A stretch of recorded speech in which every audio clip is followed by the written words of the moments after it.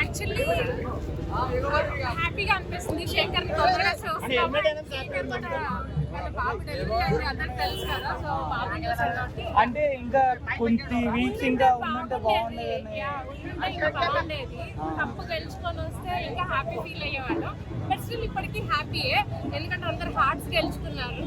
So అంటే వెళ్ళేటప్పుడు ఎలా అయినా కప్పు కొట్టి వస్తాయని చెప్పారు కదా, మరి అది కొట్టకుండా వస్తున్నారు కదా. ఎక్కడో లోపల బేబీని చూడాలి అనేది స్టార్ట్ అయిపోయిందేమో. అంటే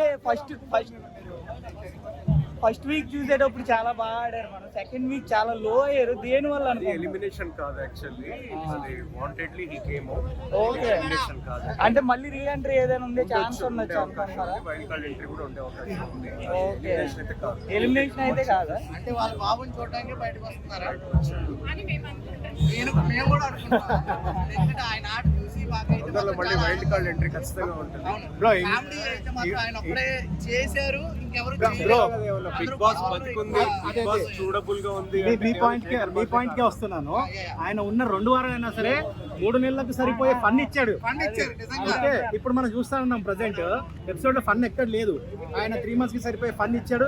నాగార్జున సార్ కూడా నవ్వించి వచ్చారు. ఆయన చూడొచ్చు అనుకుంటే శేఖర్ భాష ఫన్ అనేది కంపల్సరీ ఎక్కువ 100% ఫన్ అనేది ఉంటుంది. లాస్ట్ వీక్ ఎపిసోడ్ చూస్తారు కదా, లాస్ట్ వీక్ అంటే మరి జనాలు ఓటు ఎందుకు వేయలేదని అనుకుంటున్నారు?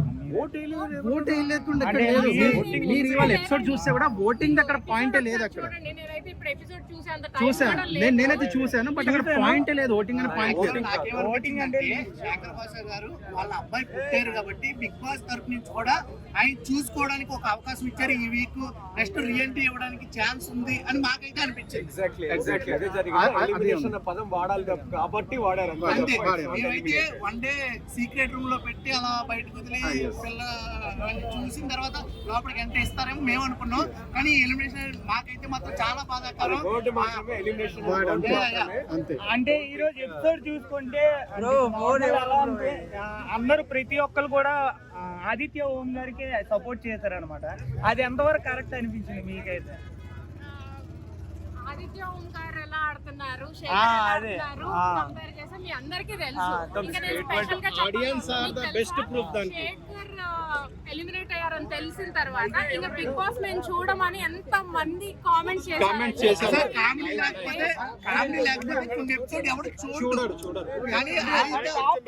టాప్ 5 లో మళ్ళీ శేఖర్ వెళ్తే శేఖరే ఉంటారు. ఇప్పుడు శేఖర్ లేరు కాబట్టి నేను అభయ్ నవీన్ గారికి సపోర్ట్ చేస్తున్నాను. చాలా మంది ఆదిత్య ఓం గారికి సపోర్ట్ చేశారు, చాలా మంది ఎనిమిగా ఎవరు సపోర్ట్ చేయలేదు. ఆయన ఏమన్నారంటే ఫస్ట్ స్టార్టింగ్ లోనే ఎనిమి అంటే 8గా నేను విన్ అవుతాను అనేసి అన్నారు. ఈ సెకండ్ వీకే మన ఎలిమినేట్ అవుతారని మేమైతే అనుకోలేదు. ఎనిమిగా చూస్తే నేను విన్ అవుతాను. ఎవరు ఎనిమిగా చూడలే. అందరూ ఆదిత్య ఓం గారికి దండేసి మన శేఖర్ భాష గారికి ఓన్లీ ఒక్కళ్ళే వేయడం అనేది నాకు చాలా బాధాకరం వేసింది. మీకేమనిపించింది? ఎవరు ఎలా ఉన్నా ఏమైనా శేఖర్ ఆల్రెడీ ప్రూవ్ చేసేసుకున్నారు. 2 తెలుగు రాష్ట్రాల్లో 8 మంది లోపలికి తెలుగు వాళ్ళు వెళ్తే 1 and only శేఖర్ అందులో ఒకటి వెళ్ళాడంటేనే great. That itself is a achievement. Super. Fair అనుకుంటున్నారా అన్ఫేర్ అనుకుంటున్నారా? ఒకవేళ బిగ్ బాస్ అంటే తను బాగా పెర్ఫార్మ్ చేయలేదు అక్కడ అని పంపించేసి ఉంటే అది అన్ఫెయిర్. లేదు బేబీ చూడటం కోసం అని చెప్పి పంపించి మళ్ళీ వైల్డ్ కార్డ్ ఎంట్రీ ఓపెన్ గా మళ్ళీ చెప్తున్నాను, openly it's not elimination. Okay, చెప్పండి మేడం. ఇట్స్ నాట్ ఎలిమినేషన్ అని మేము అనుకోవటం లేదు.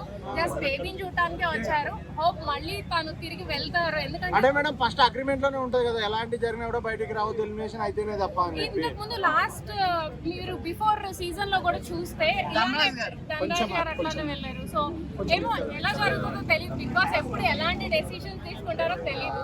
సో చూద్దాము, ఇంకొక ఫ్యూ వీక్స్ అయితే తెలుస్తుంది కదా. మేడం మీకు శేఖర్ భాష ఏమవుతుంది? ఫ్రెండ్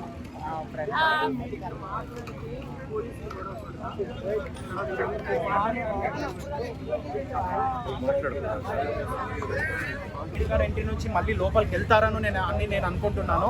అలా వెళ్తే so we are the most happiest person. So అది మళ్ళీ వెళ్ళాలి, టాప్ 5లో ఉండాలి, టాప్ 2లో కూడా ఉండాలి అని చెప్పేసి నేను కోరుకుంటున్నాను. అంటే శేఖర్ భాష గారు ఈ బిగ్ బాస్కి రాకముందు మేబీ 2021లో ఒక వెబ్ సిరీస్ చేశారు. ఒక వెబ్ సిరీస్లో హీరోగా యాక్ట్ చేశారు. ఆ వెబ్ సిరీస్లో నేను రైటర్గా వర్క్ చేశాను. సార్ మీకు ఆల్రెడీ తెలుసు, భాను గారి డైరెక్షన్, నేను రైటరు, కో ఆర్టిస్ట్ నాకు మీకు మర్చిపోయాను.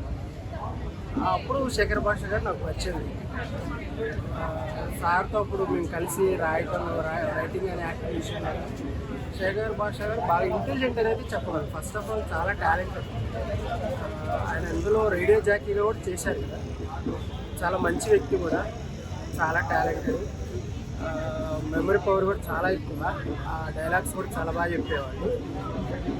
అప్పుడు కొద్దిగా పరిచయం ఉంది నాకు. ఇంకా తర్వాత ఈ బిగ్ బాస్ తర్వాత కొద్దిగా బిజీగా ఉన్నాను. ఇప్పుడు ఫస్ట్ టైం మళ్ళీ తర్వాత చాలా సంవత్సరాలతో మళ్ళీ ఫస్ట్ టైం కలవబోతున్నాను.